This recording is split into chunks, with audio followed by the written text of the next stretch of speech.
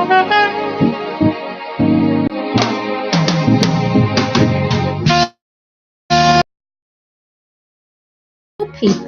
it's me, El Montague, streaming live Platinum Convos Intellectual Radio Studios.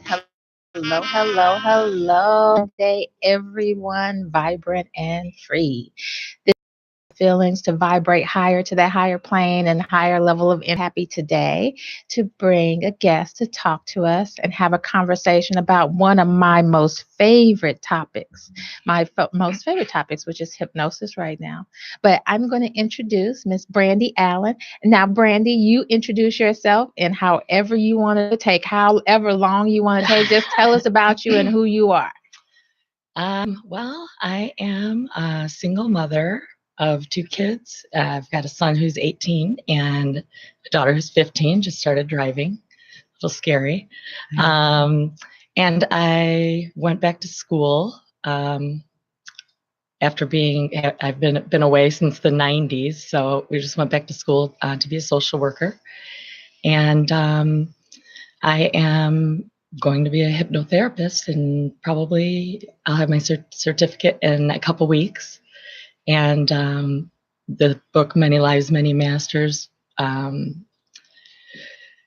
changed my life, I will say, and just made me kind of start looking at things in a completely different way, and changed a lot of things for me, and is very important to me and my spiritual journey. And there's just a lot of it was all about the journey for me, and we're still in it, but Yes. So let's, I'm going to share with you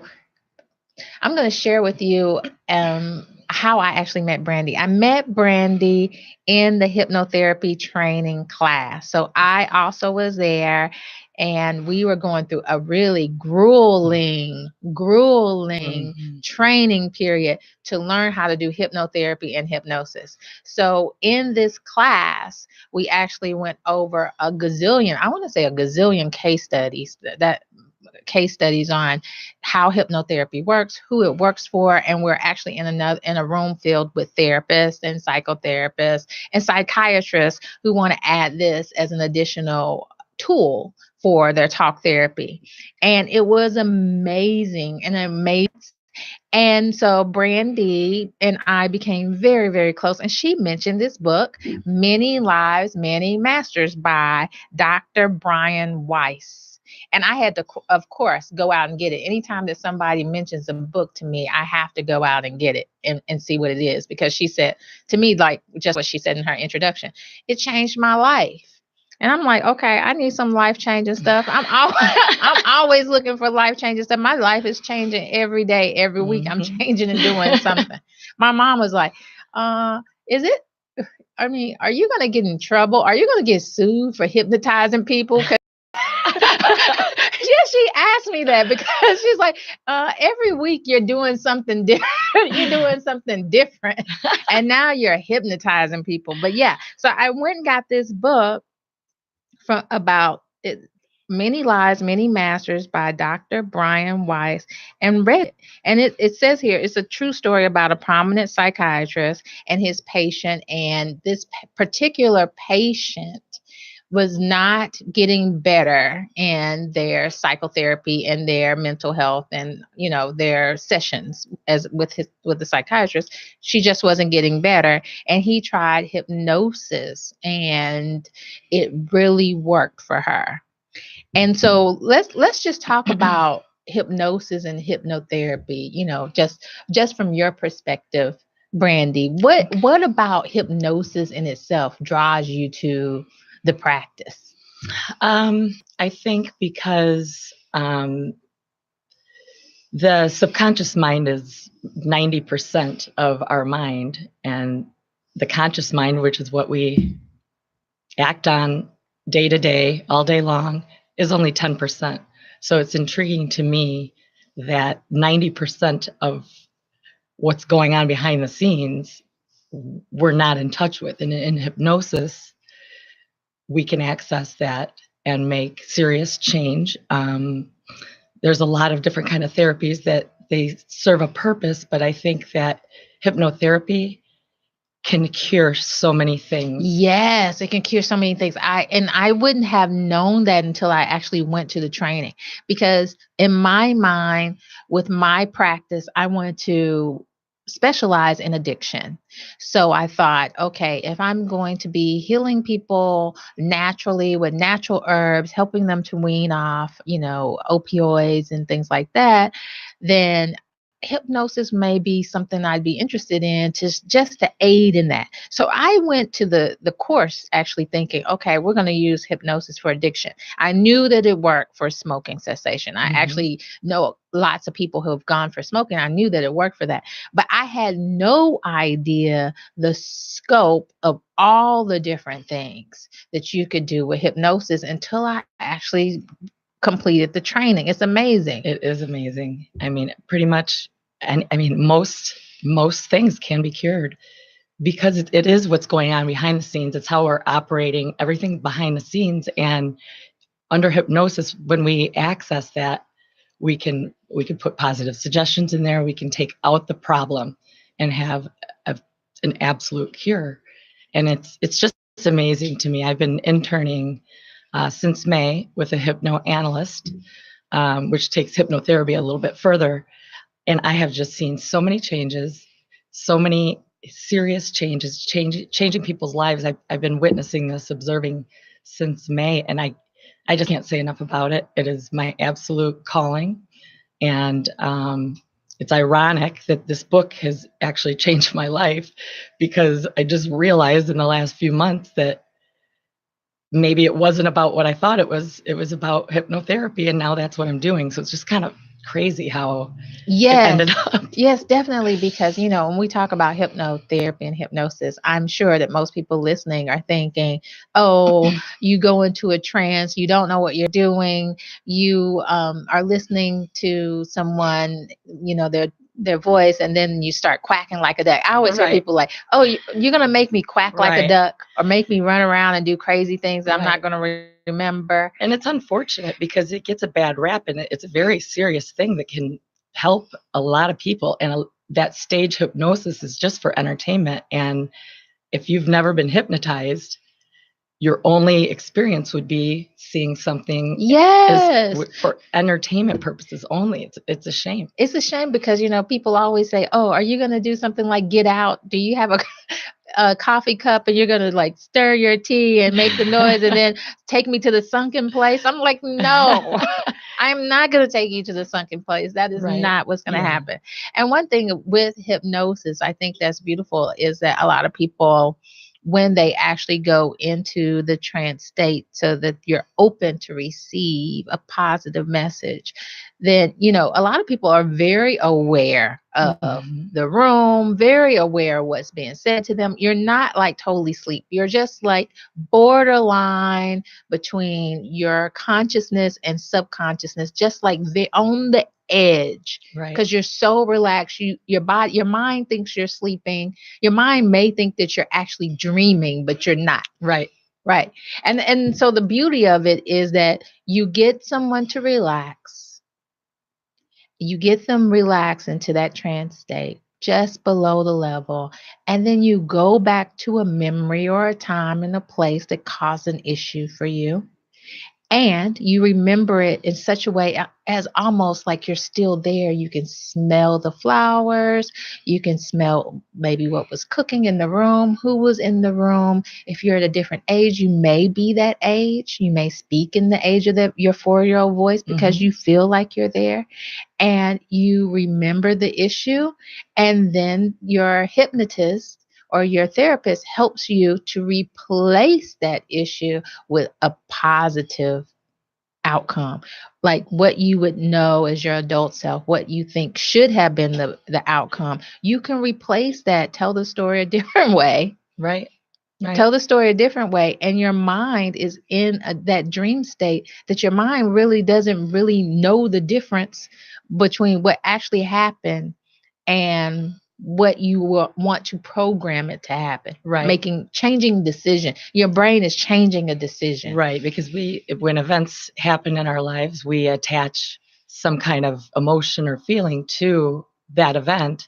And a lot of times it's to no fault of our own, but you still have this negative emotion attached to that. And once we can take that out, once we can access it, take that out, replace it with something positive, it's gone. Right, right. It's almost like your brain does so much stuff for you that we don't realize that our brains are making these decisions for us all the time.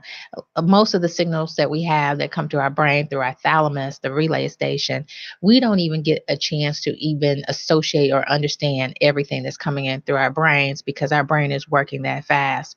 And this mechanism by which we make decisions could be as easy as, and this is just a simple way to look at it, is that there is a hot stove or a hot plate. I put my hand on the hot plate. It burned me. It hurts. And then your brain makes a decision. I will not put my hand on the hot plate again. It hurts. So the same thing if it's an emotional issue, or if you were in a car accident. You were in a car accident, and then your brain makes a decision. I do not want to put my family at risk anymore. I may be a cautious driver, or I do not want to drive.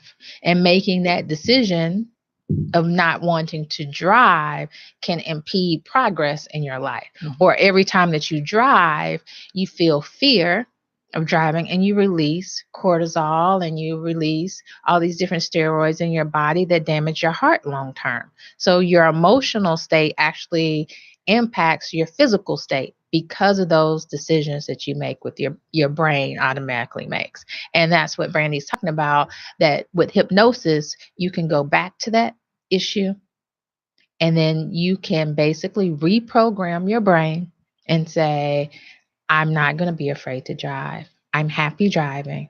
Or I'm not going to be afraid of hurting other people. I'm going to reach out to other people and love other people. Whatever the decision you made, you can recap that and take it back and change it. It's like, that's the best thing about thoughts. Like, you can have a thought. The best thing about thoughts is that they can be changed, mm-hmm. right? Yeah, absolutely. They can be changed. Yeah. So what are some of the things that you've seen so far with hypnosis that have actually caught your attention? Like, maybe share a case study that really got your attention, that it was so powerful in moving this type of therapy. Okay. Well, I'll share, just since we were talking about, some of the myths in this, and people's perception. There was one case where he was in his logical mind and he was kind of resisting the hypnosis, and he just kept asking questions, and he's under hypnosis, but he just kept asking questions and just trying to fight. His logical mind was trying to fight it. And the hypnoanalyst said, okay, if I told you to go to the bank, get all your money out and come put it on my desk, would you do it? And he's like, no, under hypnosis. And he said, why wouldn't you do it? He's like, it's because it's stupid. So you're not going to do something that you wouldn't normally do, something that's not in your character. I'm trying to think of a case. Yeah, that's very important to note, because people do think that you can program them to do something they don't want to do. Then that's not it. No, not at all. It's reprogramming only with your intentions, your own words, actually. It's not the therapist's words that are used during the reprogramming. It's your own words of what you want that's just repeated back to you. So it's all about you. Right. Yeah, and what you want. I had a case that was really, really hit me. The client was sexually abused. She recalled, where she was at, described the room, something she she knew she was, but it was something she didn't recall all this detail. And so under hypnosis, she recalled all this detail, and she was able to sort of fight him off. And she had slept with the light on for 37 years. And she reports still having a lot of healing from the session.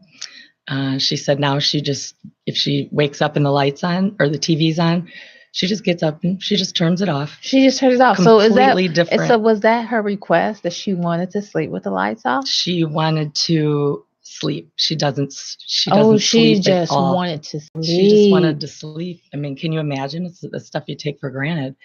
And she's said that has changed her life. So, I mean, the stuff is real. It is real. It works. I'm trying to think of another. I mean, I just see it every single day. I see, one lady had intrusive thoughts. I mean, she would pick apart every thought she had. She's having a conversation in her home with her husband, and he's talking about work or something he was interested in, and her mind fleeted off to something to do with her garden or something, and she would sit there and pick herself apart. If my husband is talking to me about something he is interested in, why am I thinking about my garden? That is not fair to. I mean, every thought she would pick apart, and throughout the sessions. Throughout the sessions, we're putting positive, taking out the negative, putting positive suggestions, and she's changed. I mean, she's just more laid back. She doesn't pick herself apart. It's just the changes are amazing, and it's endless. It's just really cool. I love it. I actually love it too. And I think for me, before I started actually doing it, I thought, well, you want to go in and you want to help people. And, you always think of these very traumatic experiences that you want to help people with, like rape or sexual abuse, incest. The sexual things are really, really, really hard. Or if, someone was physically abused, or if there's so many different things. Someone was starved or tortured, or have physical issues, abuse issues that have led to other behaviors in their life that they don't want to, that actually hinder them. You think of those things. But then when I went through the actual training and started doing it, I started to realize, each individual person has an issue. Absolutely. And each individual person has an issue that could be big, in the big scheme of things, you think big or small, bad or negligent or insignificant, but that issue is an issue to that particular person. Absolutely. And that issue can be a hindrance to the success of what that person in their life, even if it's something easy like a commitment. Into a relationship, people struggle with commitments in relationship, or people struggle with procrastination. I had a man come in for procrastination. Procrastination. You would think, okay, what do you say? Sexual abuse. And then someone's coming in for procrastination. Right. It doesn't matter how insignificant it might seem, but this one, love Tell this me guy. About this procrastination. He was out to me, and so he wanted to stop procrastinating. He had no get up and go anymore. So we took him back, and we figured out that he was grieving his wife. So he had no mojo, So took him back the first time, and he said he felt better. It was a good experience. He came back a second time. He said that's where it really changed for him. And he said he's out chasing the ladies now. And it was great. I love this guy. He's getting on his action item list now. Yeah, his really to-do list. What is it called? The list that you have when you get older. I already should have that bucket list. Your bucket list. Right. He's like, I'm chasing the lady. I'm just like, this is perfect. I love it. And then right away, he sent his daughter in for smoking. I mean, it's just a total success story. Yeah, I love it because, maybe some people have one session, some people have multiple sessions, because it's almost like when you ask for something that you want, then you don't really understand the source of the issue. And sometimes you have to pull back the onion. Right. Each Absolutely. layer at a time till you can get down to what was the true issue and the decision that was made that has you in this position. And it may not be on the surface. Exactly. Your conscious mind might say, oh, it must be because I was raised this way or that way or this happened. And it's really something totally different. Many times it is. And I know that has happened to me. When I had my hypnotherapy sessions, I thought that I wanted one thing. And I thought that what I wanted was going to be based on a particular experience that I already remembered.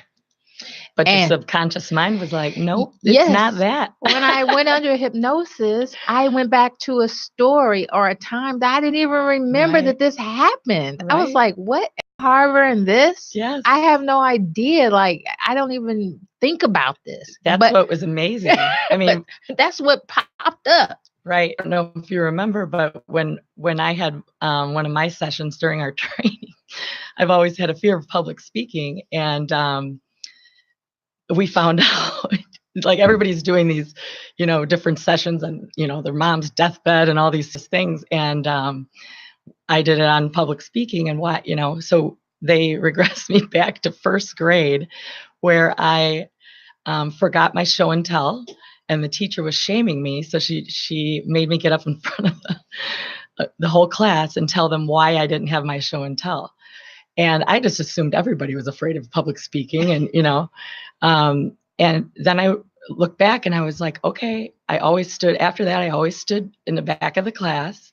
I would be mortified if they called on me. I did not, and I just always tried to I just be like, don't call on me, don't call on me. And throughout all school, college, anytime you have to introduce yourself, at work or say something about yourself, no, even as an adult.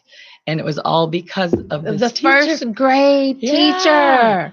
I'm shaming like, you about your show and tell. show and tell. Everybody's got these serious issues in mind about show and tell. No, but that is very serious though for you, because it just rolled over year after year after year, and now look at you.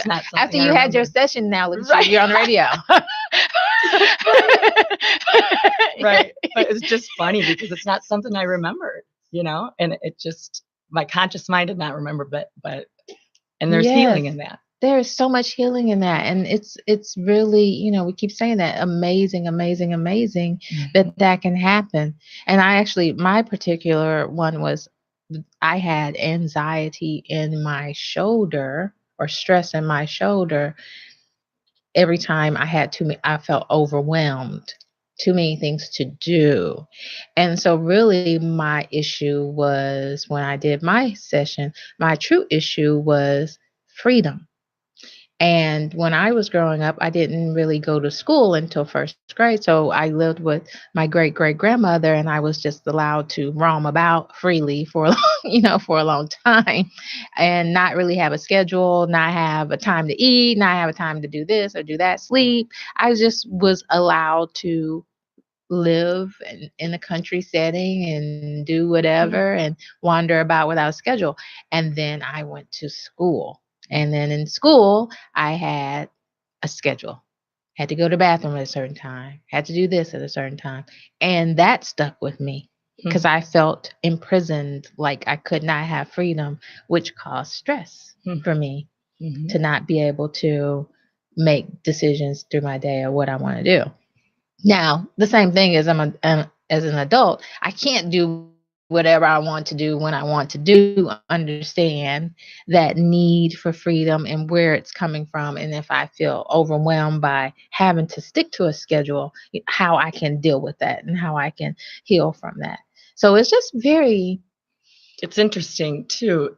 Disease. Yes, disease. See how that's manifesting in you physically. Your anxiety is coming in, so you have an issue here, and it'll manifest itself differently in somebody else. Same exact issue can, be back pain, or it's just amazing. Everything can literally be fixed through this modality. Yes. There's another book, I can't think of the name of it, but it's a psychiatrist who's actually linked autoimmune diseases in women, autoimmune diseases that lead to blindness due to sexual trauma.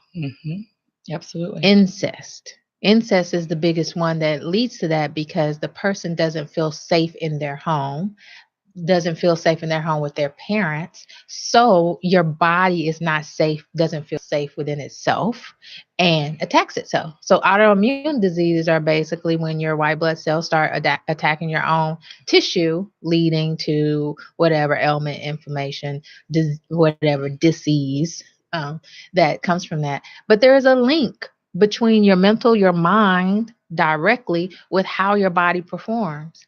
And that mind is a lot of times on Right. just on autopilot without your control, making all these decisions for your, for your health and your body and your wellness. Absolutely. It can help, it could heal the world, honestly. I mean, Yes. it's what I'm here to do. I know that for sure. And the book, I mean, this woman was transformed and she had a lot of issues. Yes, let's talk about this book. Let's talk about this book a little bit because we talked about it in the beginning. I know you say you like this book. I love this book. So to me, in the book, just to give some background, and this is I think a great read. It's not just one of those books if you like to read medical jargon. No, no, no, no, no, no. It's a very easy to read book. It's nonfiction, but it's written almost like it's fiction. And it's so intriguing to see and understand how the brain works. And I mean, this brain that we have in our heads is like a mystery. Like we're hardwired and soft wired. We really still can't figure it out. We're still working on neurology, and the anatomy of the brain is so complicated and complex. And the author, Brian Weiss, was a medical doctor, and it took him 10 years after what he found out in those sessions with Catherine. It took him 10 years to write the book because he is so scientific in the mind. He's just built that way. And he found evidence through her sessions that he couldn't explain. And so it took him 10 years because he was worried about his reputation, his career. And worried about his reputation. He was being skeptical himself, and he didn't want, people to not think of him as a true doctor because of what happened. But the thing about it is, this woman that was his client, that was experiencing all these issues in her life that she couldn't resolve with the typical treatment, he started the hypnotherapy sessions, and lots of interesting things happen each session, which are, I'm not going to rob you of these stories, but lots of interesting things happen. And some of them don't feel like they could ever happen. Right. They could be real.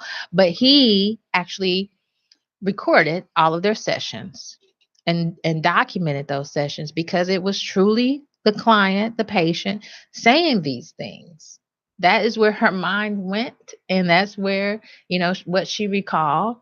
And even though some of the things were kind of over the top and even go back to some past lives that she had, as she unraveled those lives and they worked on the issues, she became better. Yeah. And she had some serious things. I mean, she had a lot of serious issues, and she ended up completely fine all through this past life therapy. Yes. And I know I think about it too. I haven't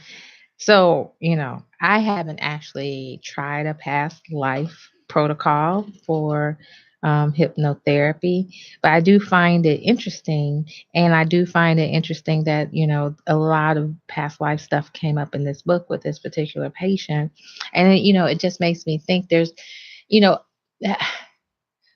I see he's a doctor, and, we have to think about anatomy. But I do think about, no one really knows. Science doesn't know where memories are.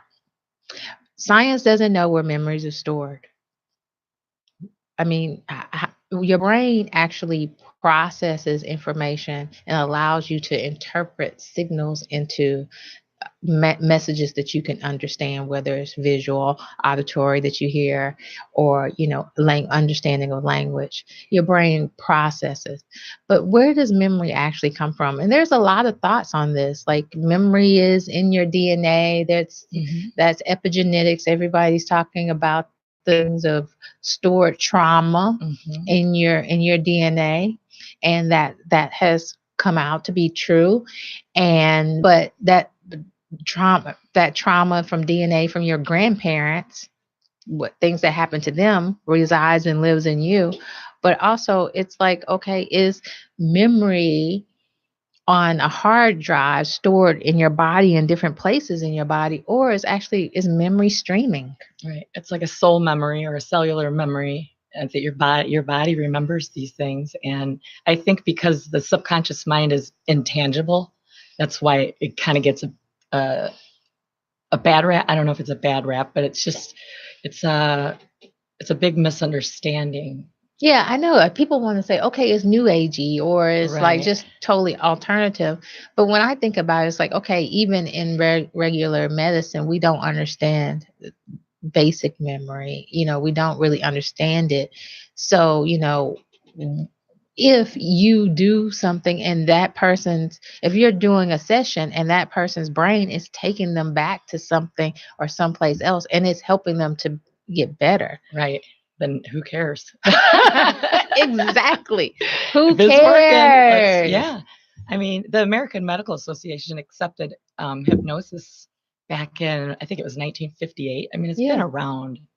And it's just this misunderstanding. There's just a lot of myths that go along with it. And if you haven't had that experience yourself, it's just misunderstood. It's one of the most misunderstood modalities, I think, probably the most. Yeah. What's crazy to me is that actually when I'm doing a session with someone and they go under and I see them in the trance, I have to stop and think every time, are they really in trance? Do we really? Right. Because a lot of people don't know, was I in hypnosis? Because it is such a, yes. And as a therapist, I'm like, are they really there? Right. Did I really just help them do that? Facilitate that? Right. Is this real? That's how I still feel too. When I have a success or a client says, I feel so much better, I'm not doing this anymore. I'm like, I did that? I mean, but it's just amazing. I believe that somebody else can do it, but it's like, wait, I did that, and I help them, and, they keep coming back and they're referring people, and it's awesome. I mean, it's just to be able to help like that is so gratifying, and it's just good. Yes. I love it. I actually do. I'm so happy that I found it because, like I said before, to me, I have a love for addiction, but at the same time, I don't know. Now that I'm doing hypnotherapy, I'm not sure I want to limit myself to that specialty anymore. When we were in that training, everybody, I think there was 12 of us maybe, and every single person was there for kind of a different reason. And so there's a wide variety of ways that you can use.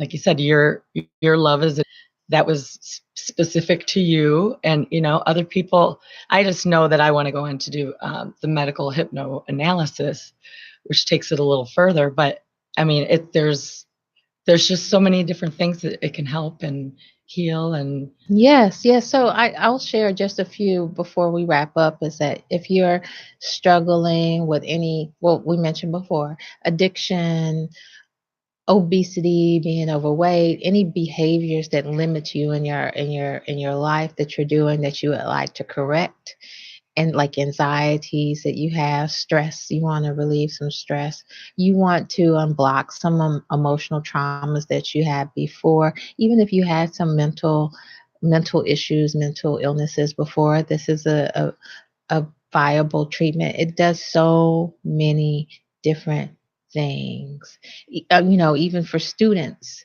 if you want to increase your focus and concentration during studying, or if you want to work to having a more positive time, positive thought process, so that you can get things done and reach your dreams, you can do that too. So it's so many different things. So you should, if you're interested, contact a hypnotherapist or inbox me and I can help direct you in the right place, and just try it and see how it works for you. So thank you so much, Brandy, for having this conversation with me. I really appreciate it. I love seeing you again. And hopefully someone will take some of your advice and listen from any lessons that you've learned and be able to incorporate that in a way to get them a little bit further in their lives. So thank you for visiting. Yes. So thanks everyone for listening. That's it for Platinum Convos today. Thank you and have a great day.